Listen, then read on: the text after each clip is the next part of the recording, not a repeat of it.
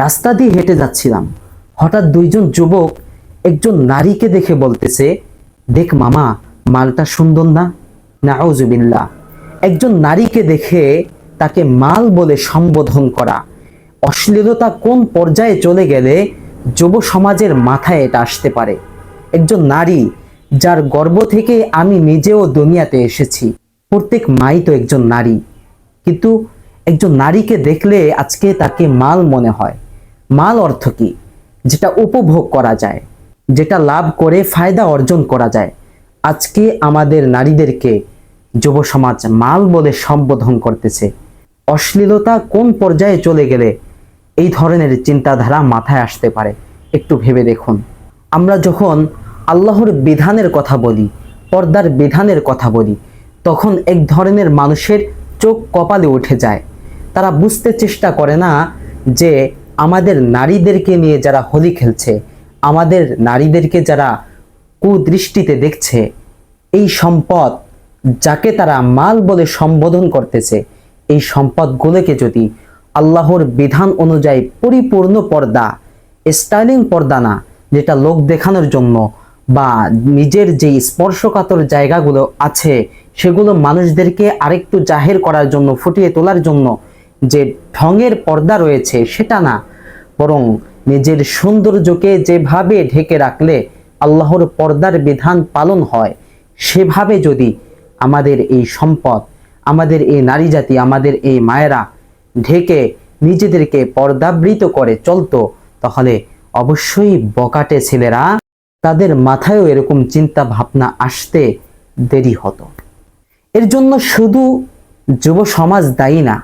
আজকে কিছু নারীরা আছে যারা নিজেদের সৌন্দর্য, যারা নিজেদের যে সমস্ত স্থান দেখলে পুরুষেরা আকৃষ্ট হয়, সে সমস্ত অঙ্গগুলোকে আজকে লোক সমাজে জাহির করে চলতেছে, ফিরতেছে, পার্কে, রাস্তাঘাটে, সব জায়গায় টিকটক করতেছে, ভিডিও করতেছে। যদ্দরুন ওই সমস্ত বেলাজ, বেহায়া, বেশ্যা নারীদের কারণে যারা আজকে সাধারণ মেয়ে আছে, সাধারণ মা বোনেরা আছে, তাদের প্রতিও ধর্ষকেরা লোলুপ দৃষ্টিতে তাকাচ্ছে, লালসার দৃষ্টিতে তাকাচ্ছে। আজকে আমাদের শিশুরাও পর্যন্ত লালসার শিকার, ধর্ষণের শিকার হচ্ছে, টিজিং এর শিকার হচ্ছে। দেখেন, বয়স্ক নারীদের যে শিশুরা কেন ধর্ষণের শিকার হচ্ছে, শিশুরা কেন ধর্ষকদের দৃষ্টিতে ধরা পড়ছে, আজকে যদি এই বিষয়টা নিয়ে কথা বলি তাহলে দুইটা কারণ দেখা দিবে। এক নম্বর কারণ, শিশুরা শারীরিকভাবে দুর্বল। তারা একজন বয়স্ক যুবতী মেয়ে যেরকম নিজেকে সামলে নিতে পারে, চিল্লা পাল্লা করতে পারে, লোকদেরকে আহ্বান করে ডাকতে পারে, একজন শিশুর গায়ে ওই শক্তিটা নাই। যদ্দরুন ধর্ষকেরা একজন শিশু মেয়েকে সহজেই ঘায়েল করতে পারে।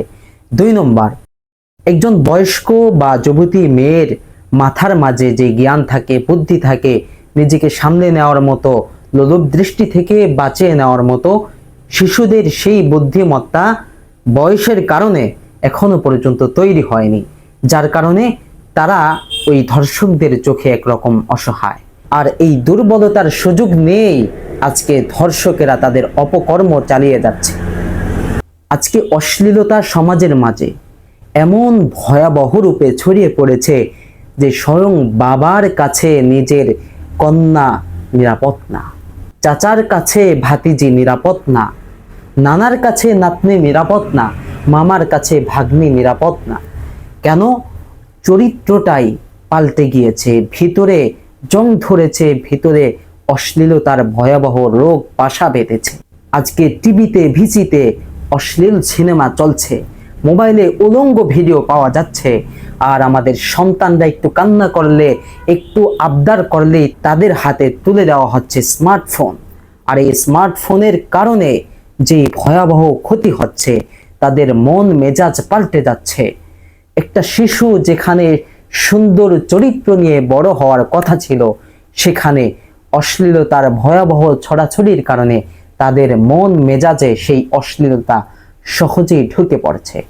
এর জন্য ভাইয়েরা, জোর করব, আপনাদের কাছে আবেদন করব, আপনারা আপনাদের সন্তান যাদেরকে নিয়ে আপনি ভবিষ্যৎ দেখেন, যারা আপনার ভবিষ্যতের একমাত্র কেন্দ্রবিন্দু, যারা আপনাদের একমাত্র স্বপ্ন, সেই সন্তানদেরকে নিজ হাতে এভাবে ধ্বংস করে দিবেন না।